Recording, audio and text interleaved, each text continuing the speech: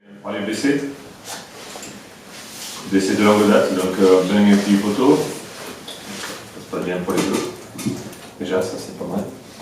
Et puis on a une petite incertitude sur Lilian Brassier, qui a ressenti une petite douleur à l'entraînement cette semaine, là où il était un petit peu gêné depuis quelques temps, un pose adducteur.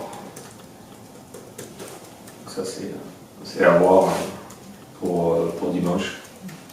Sinon on a enregistré le retour de Christophe Herrel à l'entraînement.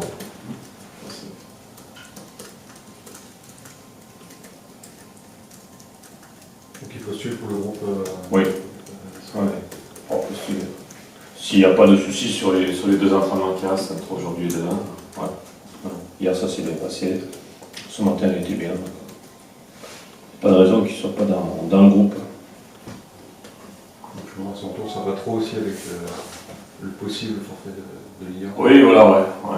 Lilian, on ne sait pas trop. Ouais. Donc il y a Brennan aussi, Chardonnay qui reviennent de suspension. Voilà. Donc, ça fait, pour la défense, ça fait du bien aussi. Ouais. On a besoin.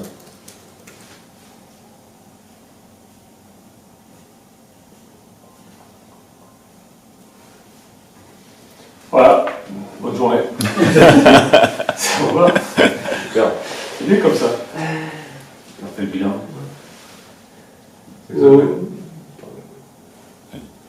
Allez-y. Justement, c'est pas simple en défense centrale avec. Vous avez rarement pu aligner 2 fois de suite la même charnière. Là encore, ça doit être une charnière différente.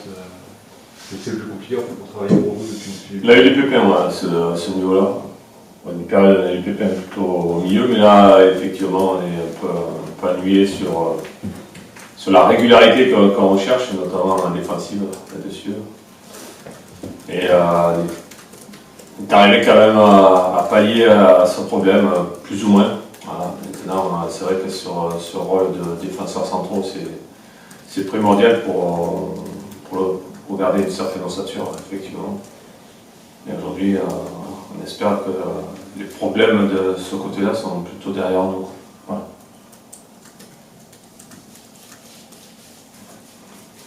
Est-ce que ça vous embête d'être obligé de jouer avec 2 droitiers en défense centrale souvent?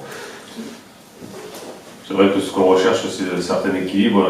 Pour tout ce qui est relance, c'est plus facile d'avoir un droitier à gaucher. Maintenant, c'est tout ce que les clubs recherchent. Maintenant, on n'a pas toujours le choix. Mais d'en parler, on a quand même pas mal de soucis là-dessus. Donc, en fait, on s'adapte sur ce problème-là. Et puis après, on fait bosser ceux qui jouent à gauche. Il y a Jika Duverne qui joue à gauche, qui travaille beaucoup sur sa relance pied gauche. Et qui a d'ailleurs bien progressé dans ce secteur-là. S'adapte. Pas le choix.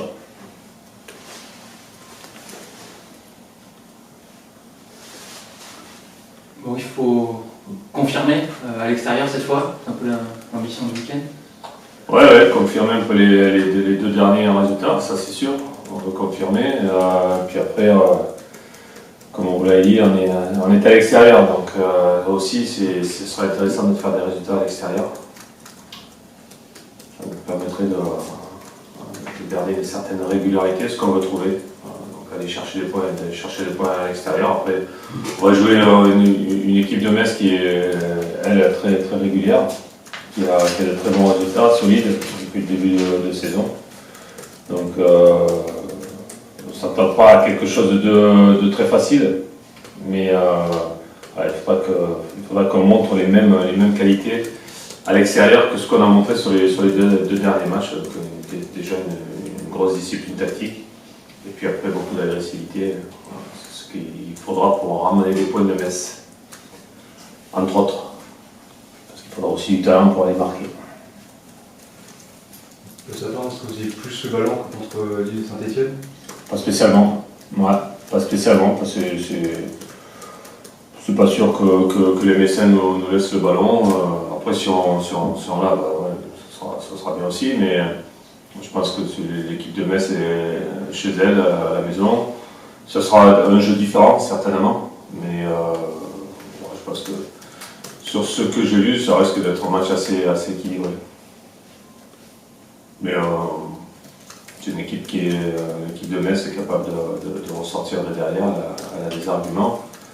Après, je pense qu'ils ont quelques pépins comme nous au niveau des blessures qui vont obliger le coach à composer aussi, mais je pense qu'on est tous là dans cette période entre les blessures, les suspensions et un petit peu de Covid pour certaines équipes, et c'est pas toujours évident de composer, c'est clair. Même si on l'évoquait derrière, là, il y a un peu d'ajustement sur les dernières rencontres, pour le reste, il y a quand même une grosse ossature maintenant qui se dégage. Oui, il y a des joueurs qui ont, comme on dit, marqué des points. Maintenant, c'est une saison, ça fluctue. Il y a certains joueurs, notamment devant, qui ont débuté la saison, d'autres qui ont pris le relais. Il peut y avoir encore des changements là-dessus. Moi j'observe, je regarde comment ça se passe à l'entraînement, et puis après, à partir de là, je fais les choix. Ouais. Mais c'est bien aussi qu'il y ait une concurrence qui est plutôt saine, parce que on garde toujours un très bon état d'esprit, que ce soit sur les matchs ou sur les entraînements, parce qu'en fait, ça fait progresser les joueurs. Voilà. Ils cherchent encore à s'améliorer constamment, donc ça m'intéresse. Bon, donc pour l'instant, on est plutôt dans une vague très positive, et il va falloir y rester, quoi. On a, sur les derniers matchs, identifié des individualités qui sont montées en ligne. Ouais. Finalement, on a l'impression que c'est finalement le collectif entier en fait, qui a progressé. C'est votre avis, quoi. Oui, mais en fait, ces individualités qui se sont un petit peu dégagées sur les derniers matchs ont fait progresser le collectif. En gros, c'est ce qui se passe, en fait. Si les joueurs montent leur niveau et qu'ils le donnent au collectif, effectivement, on a aujourd'hui un peu plus de solidité. En fait, ce qu'on remarque surtout, c'est que là, les progrès ont été flagrants sur le côté discipline tactique. Le déplacement du bloc, les retours défensifs, l'agressivité dans les duels. Tout ça a fait qu'au niveau collectif, on est bien meilleur que depuis ce début de saison qui a été parfois un peu irrégulier. Voilà. Donc aujourd'hui, maintenant, c'est de garder cette discipline-là dans les matchs pour pouvoir avoir une base assez solide de travail et de pouvoir s'y appuyer dessus, cette discipline-là, pour pouvoir encore augmenter notre potentiel, en fait. Il est là. Mais si on oublie cette base-là, nous, reste là aujourd'hui, on pourrait être en danger. Voilà, c'est des paroles que je dis aux joueurs et que je rappelle quand je sens qu'il y a une baisse un petit peu de régime. Donc on ne peut pas avoir de baisse de régime sur l'envie, la détermination, la discipline tactique, etc. Donc ça c'est notre base. Notamment avant un match à l'extérieur, là on reste sur une victoire un peu euphorique à domicile, il faut aussi rappeler ça.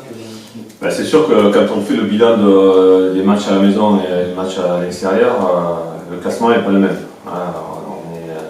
On est allé chercher une victoire à Dijon, mais depuis, c'est vrai qu'il y en est un peu en disette. Donc c'est là où il va falloir qu'on aille chercher des points. Sur l'extérieur, c'est une zone de progrès chez nous, ça c'est clair. Contre Saint-Etienne, vos excentrés sont partis pied inversé au bout de 30 secondes ou une minute. Ils avaient le choix ou c'était une consigne préméditée? Il n'y avait pas une consigne préméditée. En fait, c'est des garçons qui ont une certaine liberté du moment que, c'est-à-dire le travail défensif est respecté, ce dont on vient de parler. Derrière, il y a une certaine liberté au niveau offensif sur ce placement, notamment sur les garçons qui jouent sur les côtés.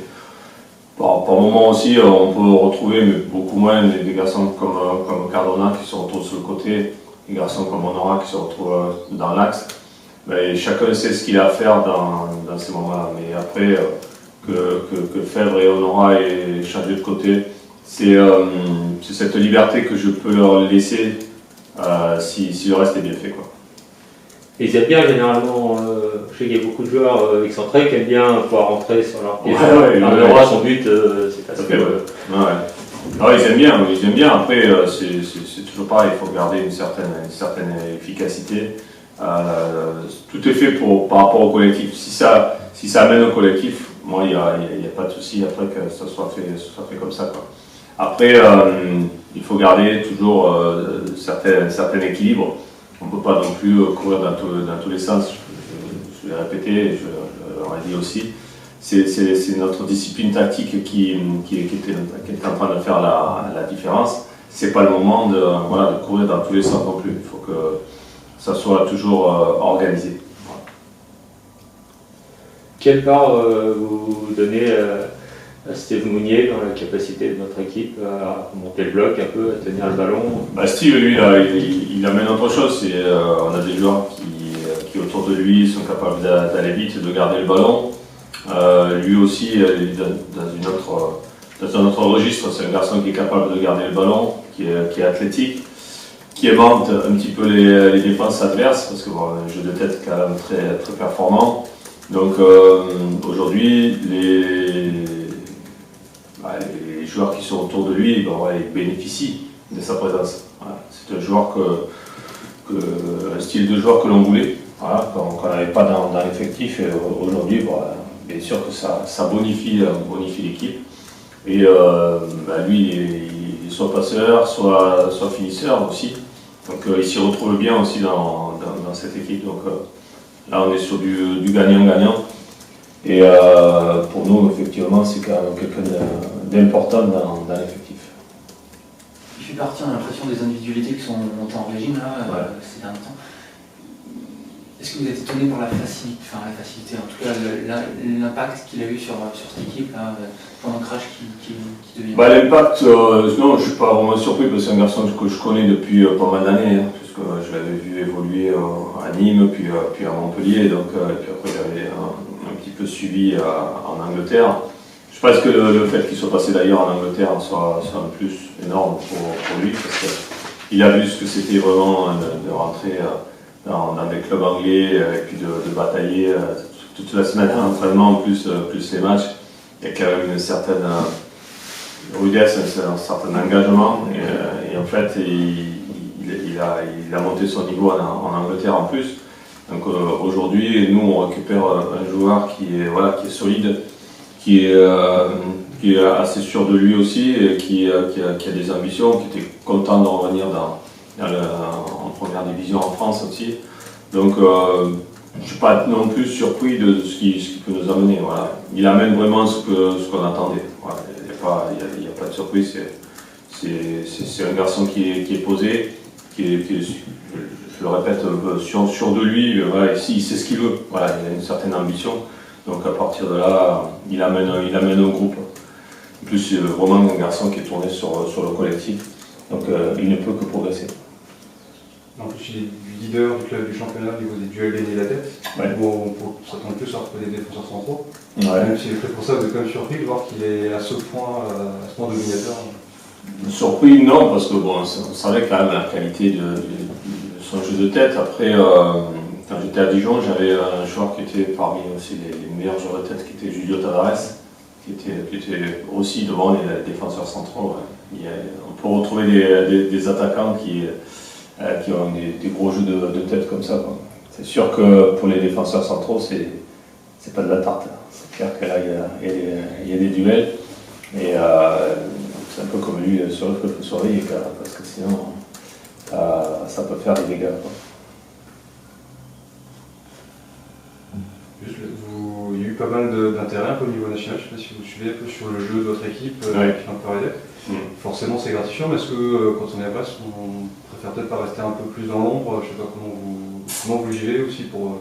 Déjà, quand on est Brest, on est déjà dans l'ombre. Hein. Donc, si en plus on cherche à y rester, on va pas voir la lumière. Hein. Donc, non, c'est bien aussi qu'on soit un petit peu mis en lumière, parce que tout le monde bosse bien, hein, que ce soit les joueurs, que ce soit au niveau du staff, on bosse, on connaît nos objectifs. On reste humble et modeste, mais on est un peu plus effectivement sur les feux de projecteurs, parce que j'allais dire sur les 3 derniers matchs, mais il y a eu les 2 derniers matchs ont été ponctués par beaucoup de buts, mais à Rennes, ce qu'on a fait face à une très belle équipe était très cohérent aussi. On est un peu plus tourné sur nous, sur notre travail. Je trouve que c'est bien parce que c'est le club entier travaille très bien. On avance tranquillement, mais on a aussi besoin d'être un petit peu reconnu par les médias, etc. Ouais, faut qu'on parle un petit peu de nous. Chacun au bout du monde. Je me dis, c'est bien que même si on est au bout du monde, on est quand même dans le monde. On n'est pas tombé dans le trou après. Donc non, c'est bien, on fait partie du championnat de première division. Nous, on a envie d'exister là-dedans. Non, c'est bien. Ouais, on ne va pas crouler non plus sur les demandes médiatiques. Il y a d'autres sujets, d'autres clubs qui fonctionnent très bien, et puis il y a les Coupes d'Europe, etc. Mais à notre niveau, je trouve que après un passage un petit peu difficile, on a bien rebondi. Maintenant, on attend le reste, on bosse pour qu'il y ait cette régularité et qu'on parle encore un peu plus de nous. Voilà. Termine là-dessus.